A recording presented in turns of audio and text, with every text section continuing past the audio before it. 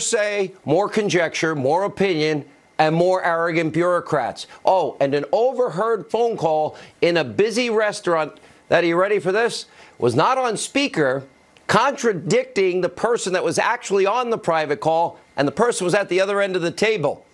This is how bad this shift show has now become. It's so bad, he even presented a fact witness today with zero facts, none whatsoever.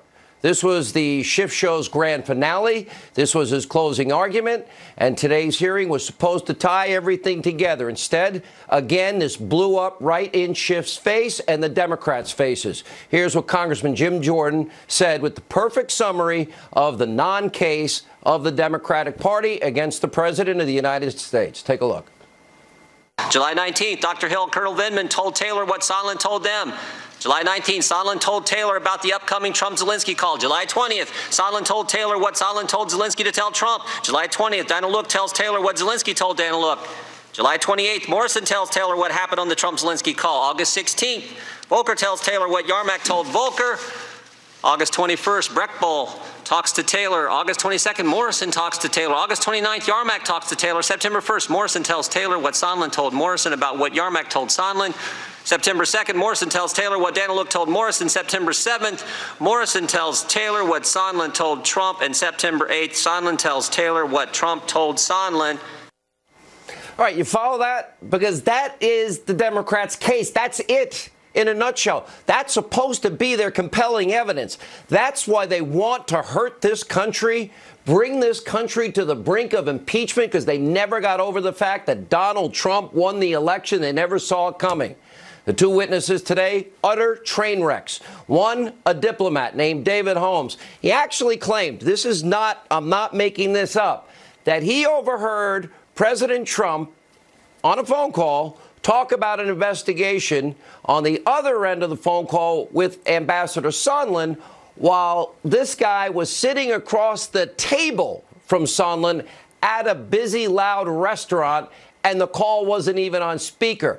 Wow, super hearing now. Holmes did not hear the entire conversation. His testimony contradicts what the guy actually on the call said. That was supposed to be yesterday's star witness, Gordon Sondland. That's what the shift show is now reduced to. The other witness from today's hearing, zero. I mean zero relevant facts. It wasn't even totally clear why she was there. And the opening statement falsely accused Republicans of ignoring Russia meddling and also falsely accused Republicans of pushing a conspiracy theory about Ukrainian election interference. Will somebody please give her the January 11, 2017 report at Politico.com about Ukrainian election interference? Somebody needs to please give her the Ukrainian court's own findings that Ukraine did, in fact, interfere in the 2016 elections to help Hillary Clinton and hurt Donald Trump. Now, thankfully, in a powerful moment, well, this was really powerful. Congressman Wenstrup, well, he set the record straight. Take a look at this. You know, in 1998, I voluntarily joined the United States Army Reserve because I saw our country under attack time and time again. Bill Clinton was the president. I didn't vote for Bill Clinton, but he was my commander-in-chief. I'm grateful to live in a country that gets to legitimately elect our leaders. And I've been to places where people don't get to. And it's not pretty. Dr. Hill, I'm sorry, I have to say this. You said based on statements you've heard that some in this committee believe Russia did not conduct a campaign against our country is false. That's Mr. Schiff's narrative. That's where you've heard it. We did a whole report on it. And we agree that Russia has done this since the Soviet Union, and they've actually gotten better at it. That's a problem.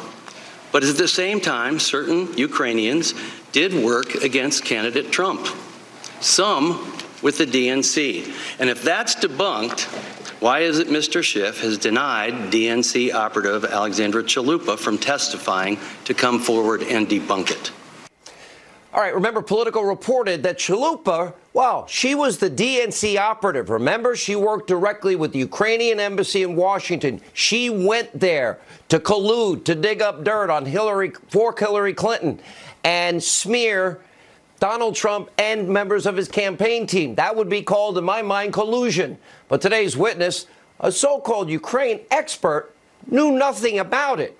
Reporter Cheryl Atkinson, formerly of CBS News, pointed out the idea that some of our top experts on Ukraine are closed-minded to this information, and at least one said he was entirely unaware of it, but were making important decisions, could be considered disturbing.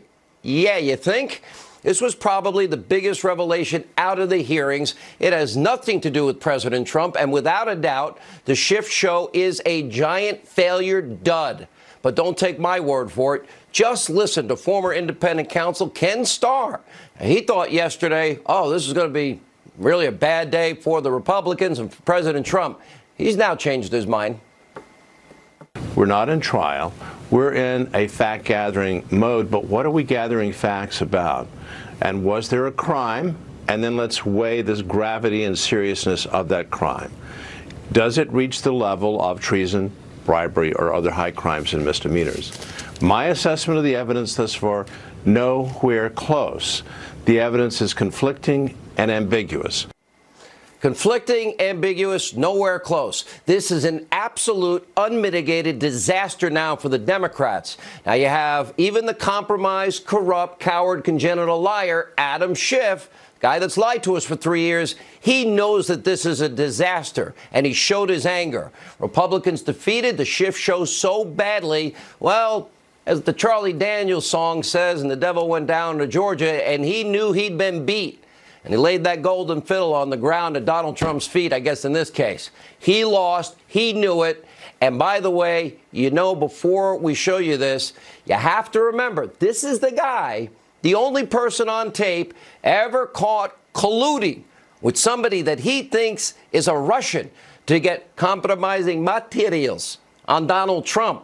This isn't the first time this guy got caught lying, like he lied about, oh, I have no idea who the whistleblower is. Well, I should have been honest about it, but no, now I don't know about it. By the way, one of my favorite tapes of all time, the very thing accusing Donald Trump of with Russia, he was guilty of compromising materials. Listen. The day after Bob Mueller testified that Donald Trump invited Russian interference, hey, Russia, if you're listening, come get Hillary's emails. Do you have something hard that you can't reveal? I can't reveal that, Chris. The other defense is the president denies it. We have not spoken directly with the whistleblower. Donald Trump is back on the phone asking another nation to involve itself in another U.S. election. What's the nature of the compromise? Well, there were pictures of naked Trump. And so Putin was made aware of the availability of the compromising material? Yes, of course. Thank you very much. We will be back in touch. We shouldn't really rely on what the president said in the call record. We should imagine he said something else. And I'm going to say this only 7 times, so you better listen good. I want you to make up dirt on my political opponent, understand lots of it. Compromised, corrupt, congenital liar. He's lied to the country for 3 years. 3 long years, and Schiff's closing remarks showed his rage. Now, I'm sure if it was up to him, he'd just try and bring in more hearsay witnesses, opinion witnesses for, I guess, auditions first, depositions, and then hearings. But I think Pelosi probably won't let him. Remember, she didn't want the Schiff show to begin with, and it's been pretty clear her priority is to get the hell out of this mess as quickly as possible, throw it to the Senate as quickly as possible, placate her radical base so she can remain Speaker in name only. If Democrats, they want to vote on the House floor before Christmas, well, that doesn't leave the compromised congenital liar Schiff much more time to do much more investigating. So if I had to make a prediction tonight, I'd say that Schiff admits defeat, spends next week, he'll draft ridiculous articles of impeachment and send this whole flaming bag of dog crap to the Judiciary Committee around Thanksgiving weekend. Good luck turning that garbage into something usable, Jerry Nadler. And on a side note, look at this. Now, maybe Schiff's Ukrainian fantasy, I can't believe it, might have been cooked up during his Taste of Ukraine fundraiser. That's right. The compromised congenital liar, yeah, he had a fundraiser with a Ukrainian businessman.